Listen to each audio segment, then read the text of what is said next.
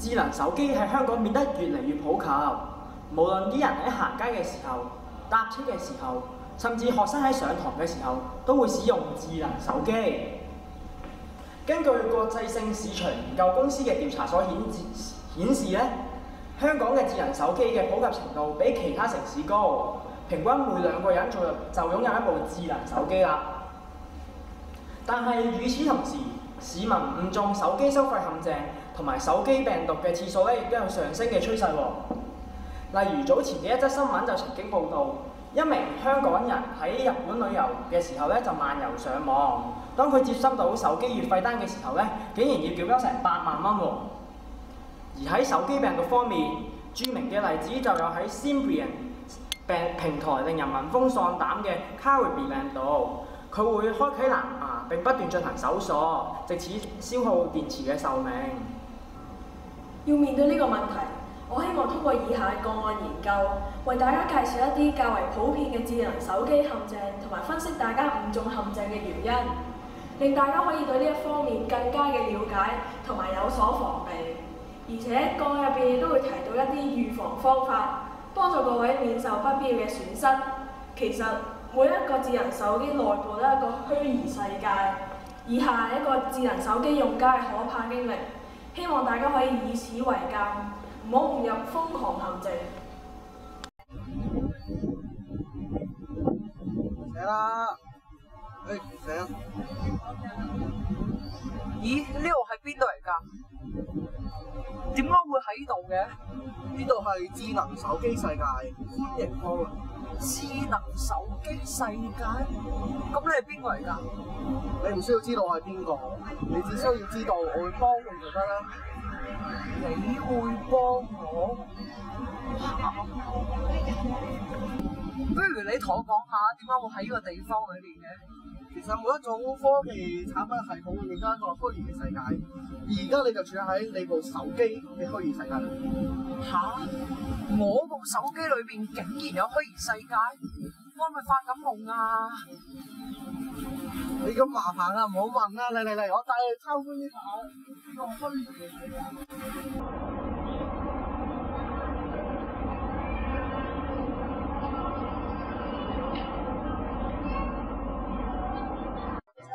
我淨係知道我哋病啦，係因為身體俾病毒入侵，但係點解手機都會俾病毒入侵嘅？我哋傾電話嗰陣時會唔會感染到病毒㗎？傻啦，邊會啊！手機病毒係一種具有傳染性、破壞性嘅手機程式，佢可以利用發信、短信啦、電子郵件同埋藍牙等嘅方式進行傳播嘅。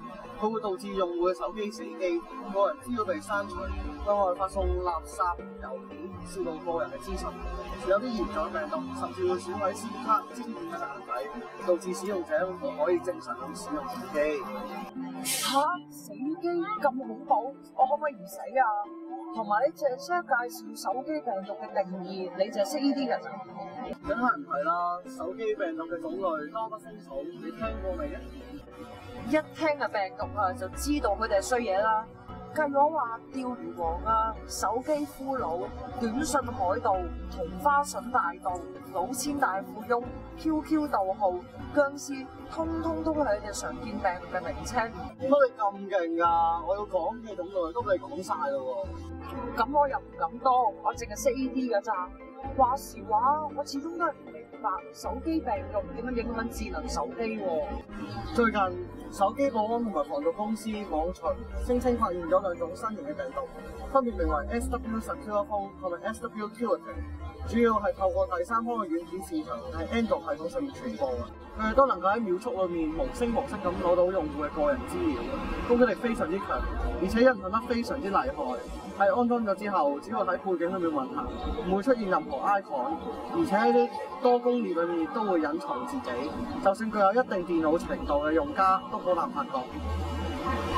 為咗避免手機受到病毒嘅影響， Android 系統嘅官方網站建議大家喺可靠 App Market 裏面下載程式，並且要注意權限要求，同埋最少安裝1種防毒軟件，以為手機進行防護。哇！咁攻擊法，我部電話唔俾病毒攻擊死啊，都俾佢哋玩死啦！冇錯啊！由此可見，手機病毒嘅危害包括導致使用者嘅資訊被竊、令到佢哋可以傳播非法嘅資訊，破壞咗手機嘅軟體同埋硬件，甚至可能會造成通訊網絡嘅癱瘓。根據頭先所有資料嘅總結，手機病毒嘅影響大致可以分為五大類。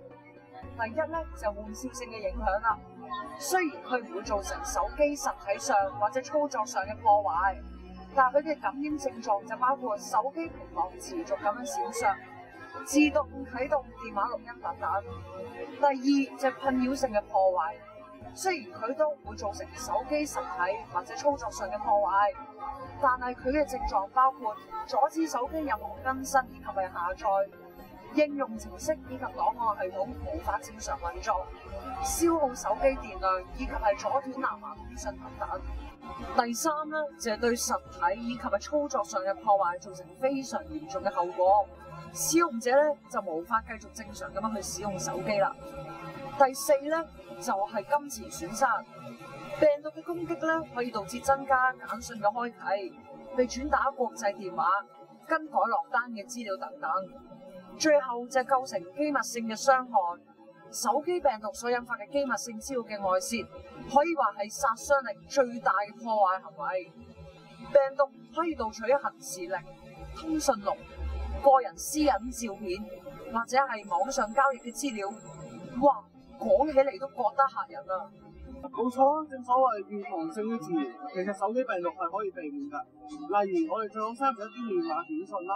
唔好接受陌生嘅請求，同埋喺下載各種資源嘅時候，要確保來源網站係咪安全同埋可靠，盡量避免一啲個人嘅網站進行下載，亦都唔好瀏覽一啲危險嘅網站，譬如色情網站，因為呢一啲網站通常都會有呢啲客經營㗎，裏面引得住好多唔同嘅病毒同木馬。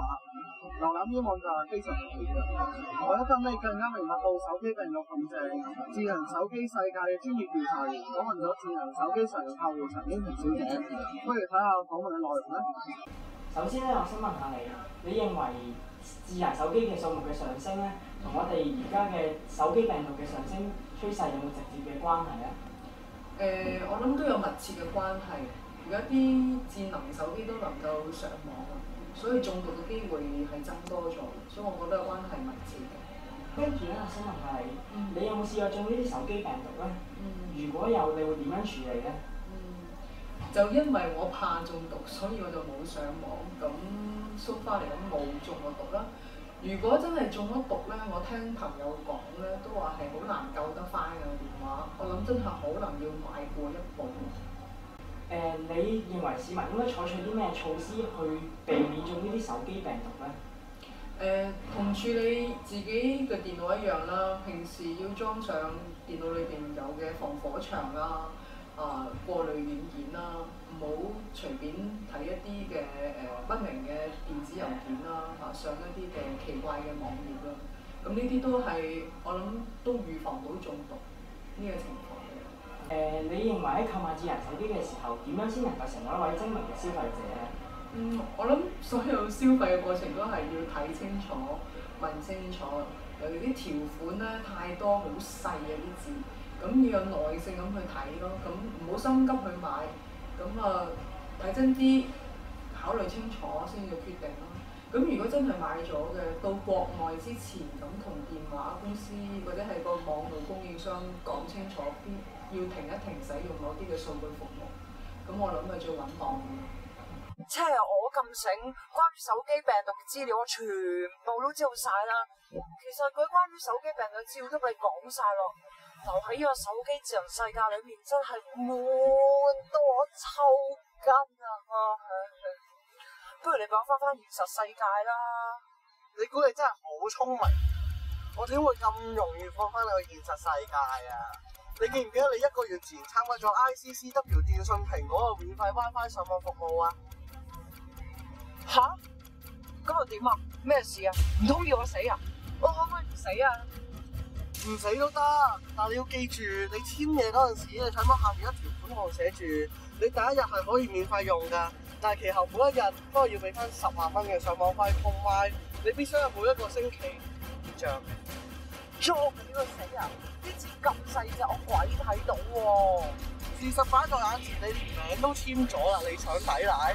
仲有啊，你之前使用嗰啲跨境售後服務，我都未同你計翻啊！要計起嚟差唔多有成9億9,999,999蚊啊！咩話？我都話9億9,999,999蚊，連李嘉誠都冇咁有錢啦，何況係我，都有還成世咩？你唔還都得，你有3個選擇：一係死，二係死，咁3咧？當然都係死啦。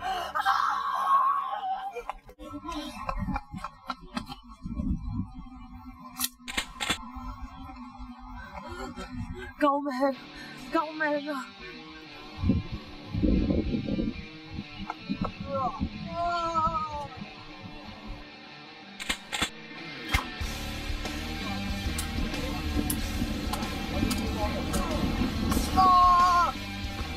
睇住你啦！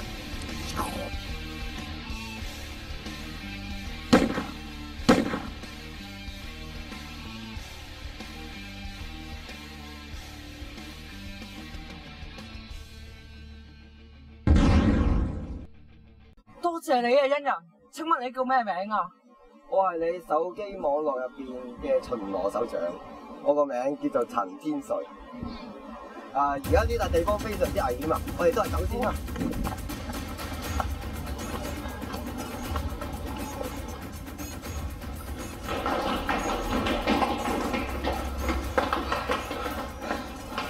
真係多謝晒你啊，恩人。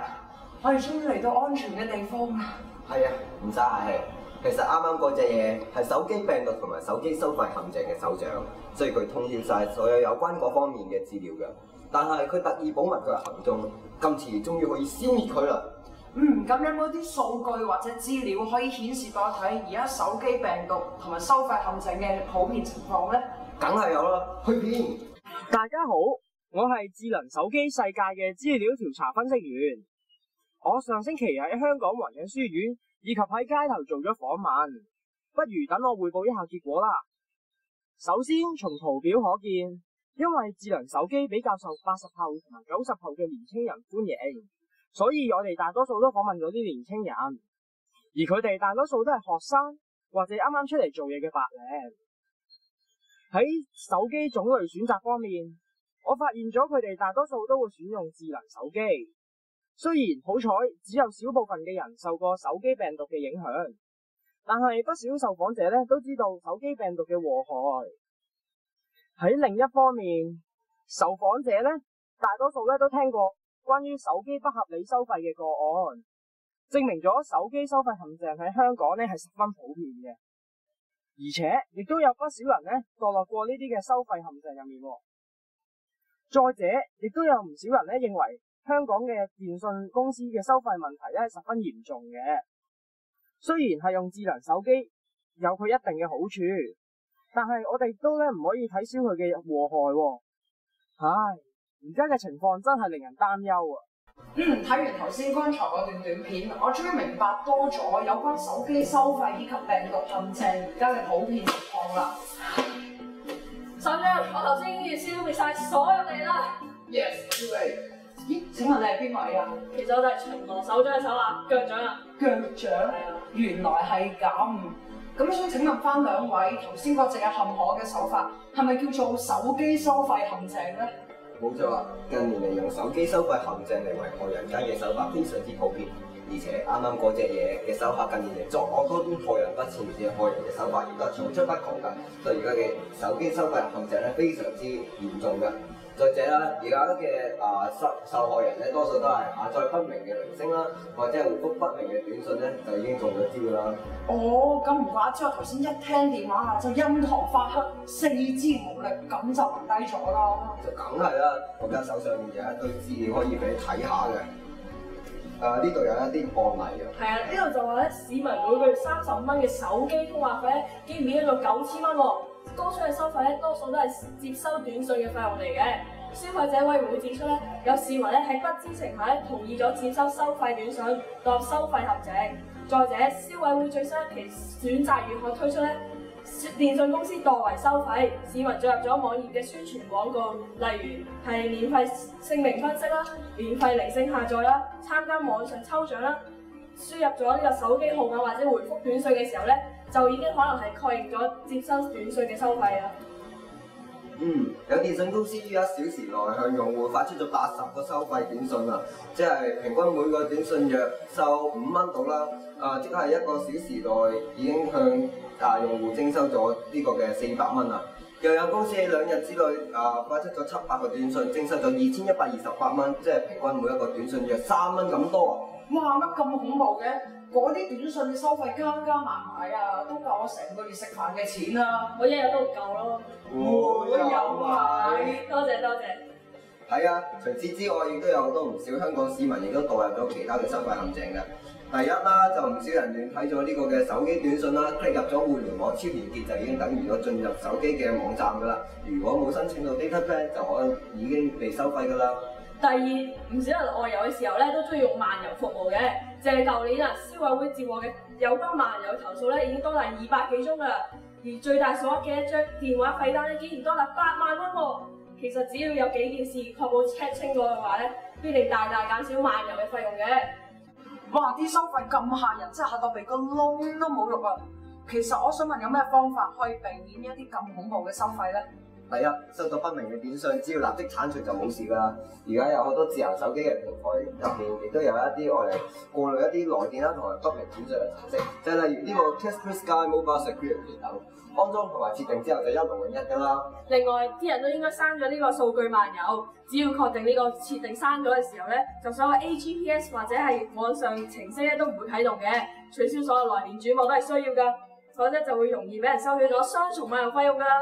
喺外地如有來電想聽嘅時候咧，就最好有得佢 miss call， 千祈唔好撳呢個收線掣，因為有網絡商會喺撳咗收線掣嘅時候咧，就會將呢個電話自己飛到去呢個留言信箱。咁啊，就會出現咗雙重漫遊費用噶啦。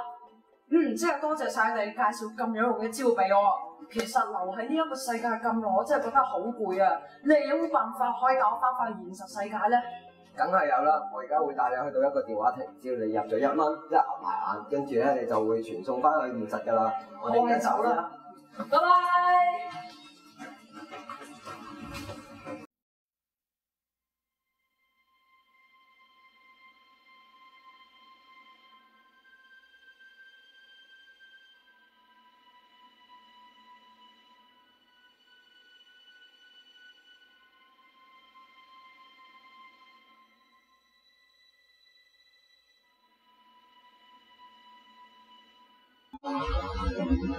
相信大家睇完唔少智能手機用家嘅可怕經歷之後，都不夠無管動，令你感受到智能手機嘅收費同病毒陷阱嘅可怕影響。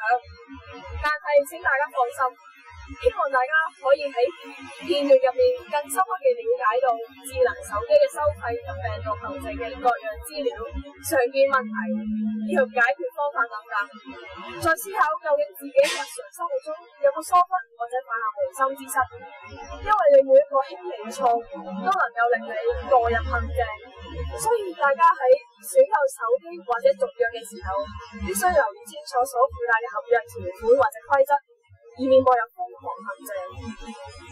冇錯啦，我哋嘅知名者個個曾經協助我哋做完成問卷調查嘅受訪者，包括黃仁書院嘅陳英婷老師、校內中1至中4嘅學生，以及喺街頭接受訪問嘅時候，佢哋提出嘅寶貴意見，除咗令到我哋獲益良多，亦都充實咗我哋專題研習報告嘅內容。最後，希望各位用智能手機嘅時候，可以三思而後行，先至可以用得開心，用得放心。多謝。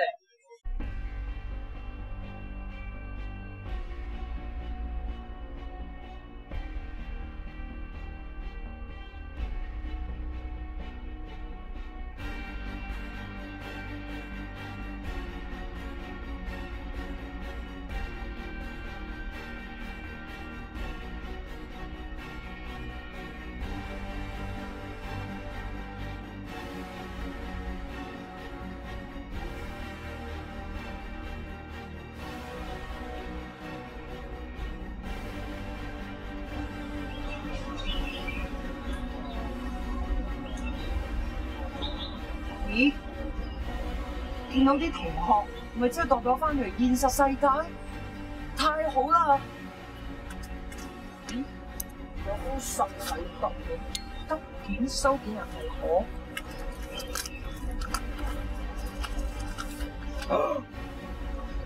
咩嚟㗎？